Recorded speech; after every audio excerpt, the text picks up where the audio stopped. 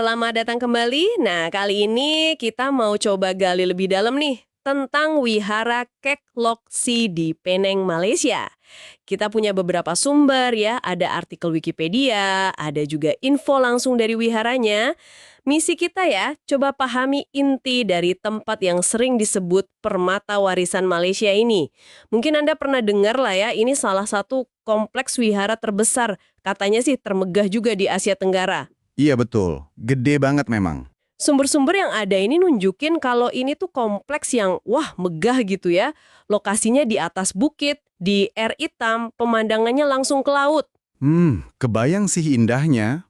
Pasti spektakuler ya. Bayangin aja ada pagoda tinggi menjulang, terus ada patung Dewi Welas Asih yang raksasa. Kita coba bedah deh, apa sih yang bikin spesial? Memang lokasinya aja udah keren ya. Tapi ini lebih dari sekedar pemandangan indah kan. Ini pusat spiritual, pusat warisan budaya juga. Penting banget. Yang menarik dari sumber-sumber itu, arsitekturnya. Itu campuran gaya Tionghoa, Thailand, sama Burma. Unik banget. Oh iya, campuran gitu ya? Ya, paling jelas kelihatan di pagoda 7 lantai itu. Yang ikonik banget. Ah, pagoda 7 lantai.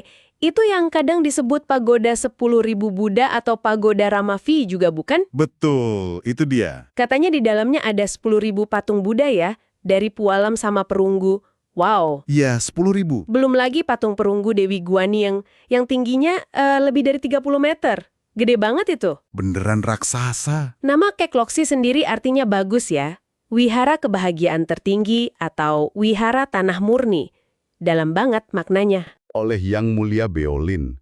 Beliau, biksu dari Tiongkok, datang ke Penang itu tahun 1885. Oh, jadi pendirinya dari Tiongkok ya? Awalnya ke Penang ngapain beliau? Tadinya sih mau cari dana buat wihara lain di Tiongkok sana. Tapi, malah beliau terkesan sama semangat umat Buddha di Penang.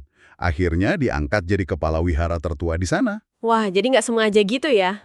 Terus gimana ceritanya bisa nemu lokasi Kek Lok-si ini? Nah, ini bagian menariknya. Beliau nemu bukit di air hitam ini. Menurut beliau, tempat ini punya feng shui yang bagus banget. Feng Shui. Oh, prinsip harmoni Tiongkok itu ya? Betul.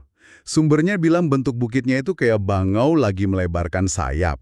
Itu kan simbol umur panjang, kebijaksanaan. Makanya dinamain Huokshan atau Bukit Bangau. Keren juga ya filosofinya. Terus pembangunannya dimulai kapan tuh? Akhir tahun 1800-an gitu. Bangunan pertamanya selesai sekitar 1891. Jadi udah direncanain matang dari awal. Pemilihan lokasinya aja udah spesifik gitu. Terus, ada momen penting nih. Setelah fase pertama selesai, sekitar 1904, Yang Mulia Beolien ini balik ke Tiongkok. Dan di sana beliau dapat pengakuan dari Kaisar Kuangsi sama Permaisuri Cici. Hah? Beneran?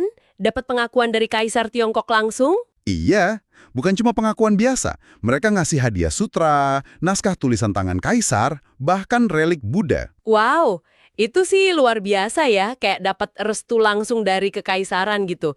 Pasti ngangkat status wiharanya banget ya. Tepat. Benda-benda hadiah itu katanya masih disimpan dan dipajang di wihara sampai sekarang. Jadi ada koneksi langsung ke sejarah kekaisaran Tiongkok. Itu koneksi yang kuat banget. Makanya pamor Kek Lok-si langsung naik. Nah, sejarahnya nggak berhenti di situ. Penerusnya, Yang Mulia Pun Teong, itu yang membangun pagoda 10.000 Buddha yang ikonik tadi. Itu antara tahun 1915 sampai 1930. Oh, jadi pagodanya dibangun sama penerusnya ya? Iya. Terus lompat ke zaman lebih modern, tahun 2002 ada Yang Mulia Jit Heng. Beliau jadi kepala wihara pertama yang asli dari Malaysia. Beliau yang mengawasi penyelesaian patung Guanyin raksasa itu dan pengembangan lainnya. Jadi ada semacam garis suksesi gitu ya, kepemimpinannya berlanjut terus. Ini nunjukin kalau wihara ini terus berkembang ya, bukan cuma jadi monumen aja. Justru itu intinya. Sumber-sumber ini nunjukin peran gandanya Kek Lok-si. Satu sisi, ya memang tujuan wisata sejarah yang keren banget. Arsitekturnya indah, ribuan patung Buddha, ukiran-ukiran. Tapi di sisi lain, ini tetap pusat kebudayaan Tionghoa yang hidup. Tempat orang belajar ajaran Buddha, cari ketenangan. Jadi fungsinya tetap relevan sampai sekarang.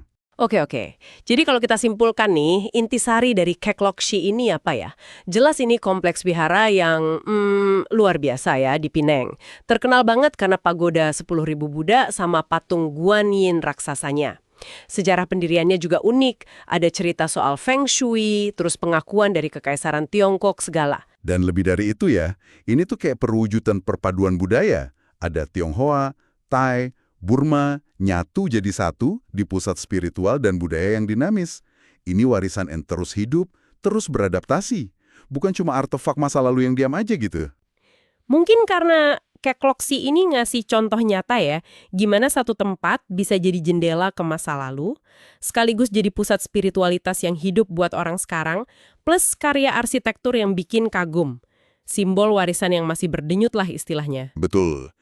Nah, sebagai penutup nih, mungkin ada satu hal yang menarik buat Anda renungkan.